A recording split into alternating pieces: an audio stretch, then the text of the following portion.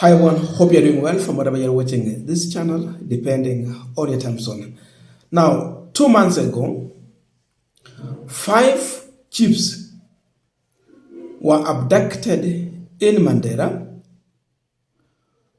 and this was ahead of Ruto's visit to the region, northeastern. So the chiefs were on their way from Wargadud to Elwak town. They were going to prepare for the president's arrival. The matter to do with security. And of course, the issue of mobilization also comes in. They were abducted by people believed to be militia from Somalia, AL-SHABAAB. Their vehicle was hijacked because they were driven in one vehicle. The vehicle was abducted, then speed off to what? Somalia. So for the past 2 months, these guys have been in captivity in Somalia. See hapa Kenya.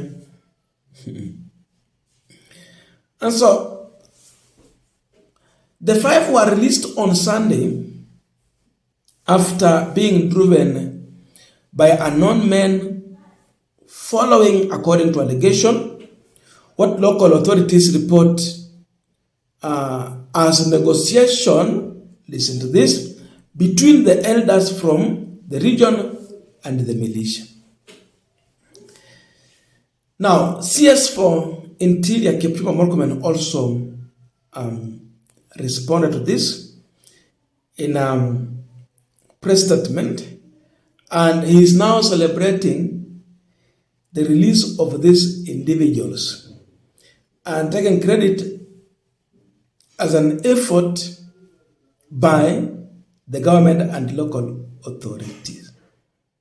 That our chiefs that were abducted in Mandera have been released, and they are now in the hands of Kenyan officials, and they will be arriving home anytime soon. This is very good news based on collaborative efforts, as I announced before, that as a government we decided to work together with the community and to work with the county government of Mandera and the local community, and this process has borne fruit.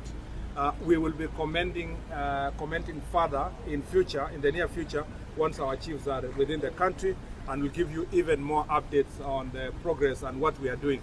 The thing that many Kenyans need to know is that our country is safe because there are men and women who are making great sacrifices. The fact that we don't discuss threats of terrorism and Al-Shabaab and so forth every day does not mean that our country is not facing constant threat from these elements. It means, it's actually, the real meaning is that the men and women who have gone out there working in the field, especially along our borders, are doing a fantastic job to protect the rest of us. We don't speak about this every day, but it just needs to be known by all Kenyans that we are safe because our police officers, our NPR, our chiefs, our assistant chiefs, and many citizens in the community who are cooperating with the security sector are helping us to keep our country safe. And therefore, we will be making a statement in the next few days in detail on progress. Just one question that Kenyans are asking. How were the chiefs released? And who released them? That is a question that this government will never answer. If you are waiting for the answer from Kipchumba on this question, he will not. The IG of police will not. And I can tell you, the CDF will never answer such a question. But we are here to try and answer that question. And before we go deep into this, just a quick request for those who are watching the channel and you have not yet subscribed, please consider subscribing. To our returning subscribers, I must say thank you so much. And again, to all our viewers, please give this video a thumbs up. Thank you so much, and back to our discussion. There is two approaches to this. Number one, diplomacy approach, and two, you deploy the armed forces, if it is police, if it is the defense forces, KDF, or whatever, in order to solve this problem. So two approach. So in your view, for the past 2 months, which approach has this government been using? If the government had to use the police or military approach, we could be aware. Wewe na mimi tungekuwa tushajua. Jua kuna wakati President Ruto, really vehemently released a serious warning, and I will be playing that video shortly, on how they will deal with the militia and how the police officers, the chiefs are going to be released. He gave a serious warning. But the fact remains that this government, through the intelligence, under the leadership of Nuruddin Haj, the NIS boss, they were able to reach out to the Al-SHABAAB, who had abducted these chiefs,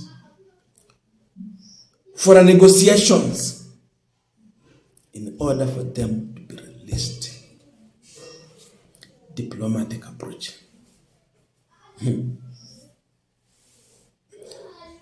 Therefore, the government might have paid for ransom in order for these guys to be released, but they cannot say it. Saying it publicly means encouraging the issue of abduction. Because these pirates, Maharamia, they do make money in very many ways. So abducting these Kenyan chiefs, it was just a way of looking on how to make money. Labda waseme kwa kila chief $1,000,000. Machifu 5 $500,000. Ama hata zaidi ya hayo. So you negotiate. NIS might have been involved in a very deeper discussion with these guys in order to secure the safe release of the 5 chiefs. Hiyo ndio kitu labda imefanyika. Otherwise they should tell us who released them and how did they got them. Ingekuwa ilikuwa ni vita wameenda kupigana, ndio polisi ndio hawa machifu waachiliwe, tungekuwa tumeambiwa vile askari wetu walienda kwa vita wakapigana na hawa jamaa, wakaingia kwa ngome yao, and what they have been able to recover, kama ni firearm, kama ni grenade, ama ni nini, hatujaambiwa hiyo yote. So what are we saying? The government went into negotiation with a militia group called Al-SHABAAB to secure the release of our 5 chiefs. And they might have paid for ransom. At one point, Ruto, as I said in the beginning, vehemently released a serious warning on how these guys are going to be released or set free. But did it work? This was William Ruto 2 months ago. But the question is, how did it took this much long? 2 months. When he was making very loud noise. Mimi nataka niwaambie hivi, usalama ni kitu ya muhimu sana. Usalama wa taifa letu la Kenya ni ya muhimu sana. tunapigana na wahuni na wakora na wahalifu pamoja na magaidi.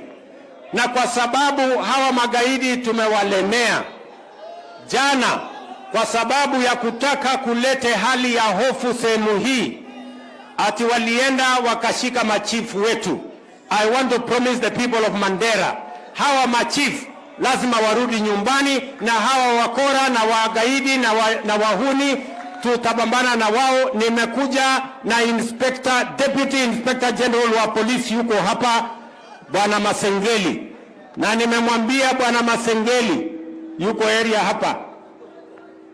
Bwana Masengeli nishamueleza ya kwamba juu chini, kulia kushoto, mbele na nyuma, east or west, mpaka mambo haya yatatuliwe, kwa sababu we have significantly downgraded the ability of the Al-Shabaab to unleash violence to the people of northern Kenya. And we will not stop at anything until we make sure northern Kenya is safe like any other part of the Republic of Kenya. Munajua hawa wajinga walikuwa wanafikiria ya kwamba wakifanya hiyo maneno walifanya jana, ati ndio nisikuje hapa. Wako ni wajinga kabisa, ni wazimu. Mimi sio ati nimekuja Mandera, nimekuja na Mandera na mimi nalala Mandera. Na ikizidi naweza kulala tena, kwa sababu hapa ni Kenya. And I must make it absolutely clear that every part of Kenya is important, and we are not going to cede an inch of our country to criminals and those who want to unleash mayhem in our republic. We will go after them, we will deal with them, and we will eliminate them. Now, Kenyans are not stupid. If you go to the comment section after Kipchumba Murkomen's statement, it tells you that we have very intelligent people and they are very well aware of what might have happened in order to secure the release of the 5 chiefs. And I want us to look into those comments. Ziko hapa.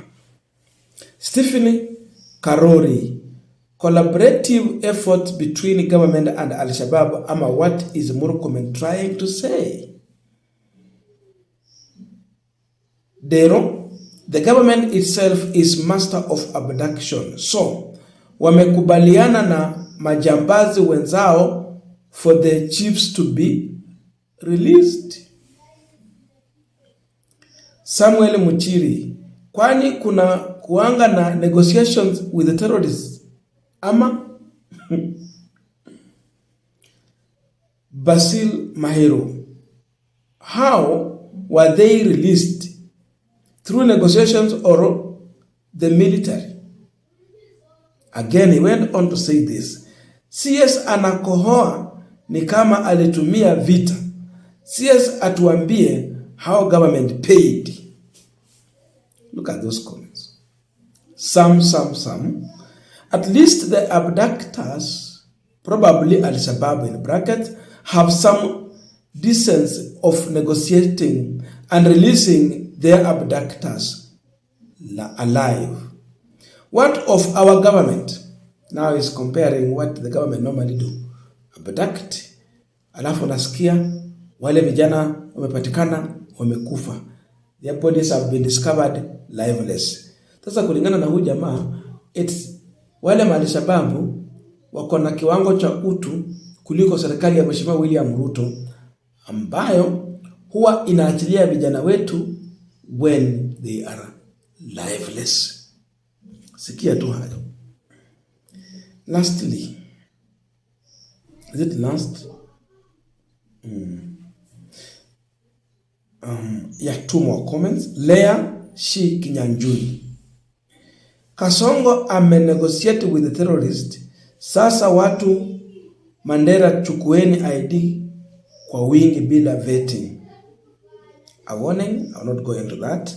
Cynthia Chepkirui, correction, government worked together with the enemies. I don't know your views, but let us meet in the comment section to continue with this discussion. Thank you so much, and see you in our next video.